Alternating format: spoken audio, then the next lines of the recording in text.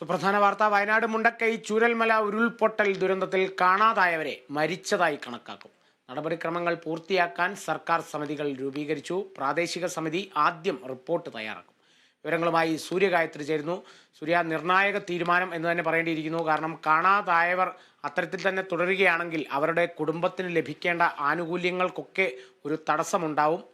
എന്തായാലും മരിച്ചതായി കണക്കാക്കുന്ന ഒരു സാഹചര്യത്തിൽ ആ കുടുംബത്തിനും വലിയൊരു, അല്ലെങ്കിൽ കാണാതായവരുടെ കുടുംബത്തിനും വലിയൊരു ആശ്വാസകരമായൊരു കാര്യം തന്നെയായിരിക്കും അത്, അല്ലേ?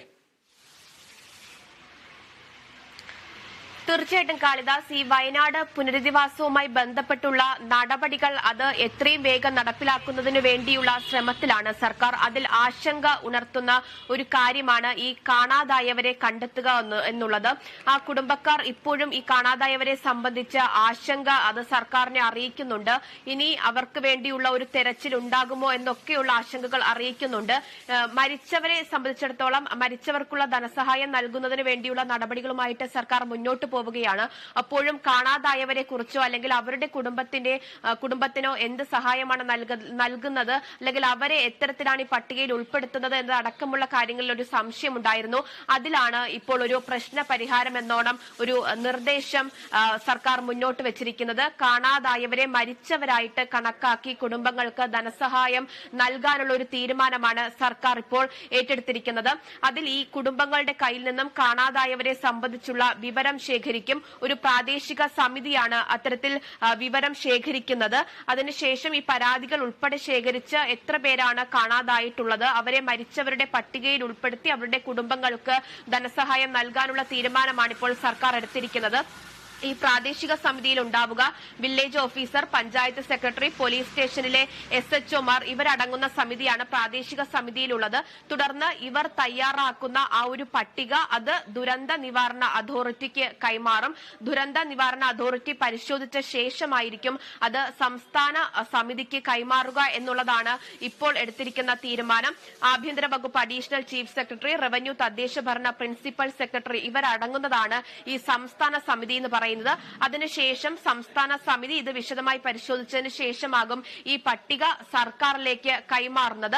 അതിനുശേഷം സർക്കാർ വിശദമായി പരിശോധിച്ചതിന് ശേഷം ഈ ബന്ധുക്കൾക്ക് ധനസഹായം നൽകുന്നതടക്കമുള്ള നടപടികളിലേക്ക് കടക്കുമെന്നുള്ള വിവരമാണ് ഇപ്പോൾ ലഭ്യമാകുന്നത്. എന്തായാലും ഈ കാണാതായവരെ സംബന്ധിച്ചുള്ള ചില അനിശ്ചിതത്വങ്ങൾ ഇപ്പോഴും നിലനിൽക്കുന്നുണ്ട്. അവരുടെ കുടുംബങ്ങൾക്ക് അത്തരത്തിൽ ധനസഹായം നൽകണമെങ്കിൽ അതിൽ എന്തെങ്കിലും ഒരു അടിസ്ഥാനം വേണ്ടിവരും. അതിന്റെ ആ കാരണം കൂടി ഉൾപ്പെടുത്തിക്കൊണ്ടാണ് കാണാതായവരെ മരിച്ചവരുടെ പട്ടികയിൽ ഉൾപ്പെടുത്താനും അതിന്റെ പേരിൽ അല്ലെങ്കിൽ അതിന്റെ അടിസ്ഥാനത്തിൽ ഈ കുടുംബങ്ങൾക്ക് ധനസഹായം നൽകാനുമുള്ള ഒരു തീരുമാനം സർക്കാർ എടുത്തിരിക്കുന്നത്. ഈ ബന്ധുക്കളടക്കം നിരവധി ആശങ്കകൾ ഉയർത്തിയ സാഹചര്യത്തിലാണ് ഇത്തരത്തിലൊരു തീരുമാനം എടുക്കുന്നതിലേക്ക് സർക്കാരിനെ എത്തിച്ചത് എന്നുള്ളതാണ്.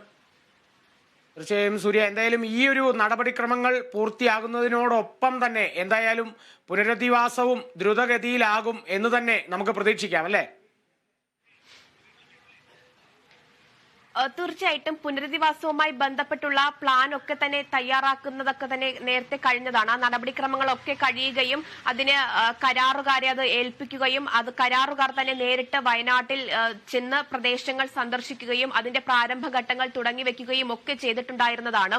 അതിനിടയിലും ഇത്തരത്തിലുള്ള ചില കാര്യങ്ങൾ കൂടി പൂർണ്ണമായിട്ടും നടപ്പിലാക്കേണ്ടതായിട്ടുണ്ടായിരുന്നു. അതിന്റെ ഒരു ആശങ്ക കൂടിയാണ് സർക്കാർ ഈ ഒരു ഉത്തരവ് അല്ലെങ്കിൽ ഈ ഒരു നിർദ്ദേശം മുന്നോട്ട് വെച്ചതോടുകൂടി ഇല്ലാതാകുന്നത്. പുനരധിവാസവുമായി ബന്ധപ്പെട്ട് വയനാട്ടിൽ ദുരന്തം നേരിട്ട് അതിജീവിച്ചിപ്പോൾ എത്തി നിൽക്കുന്നവരെ എത്രയും വേഗം അവരുടെ പഴയ ജീവിതത്തിലേക്ക് എത്തിക്കുന്നതിന് വേണ്ടിയുള്ള പദ്ധതികളും നടപടികളും അത് ദ്രുത വേഗത്തിലാണ് സർക്കാരിന്റെ ഭാഗത്ത് നിന്ന് നടപ്പിലാക്കുന്നത് എന്നുള്ളതാണ് ഈ ഘട്ടത്തിൽ ഈ തീരുമാനത്തോടു കൂടിയും മനസ്സിലാക്കാൻ സാധിക്കുന്നത്. ശരി, സൂര്യഗായത്രിയാണ് വിവരങ്ങൾ നൽകിയത്.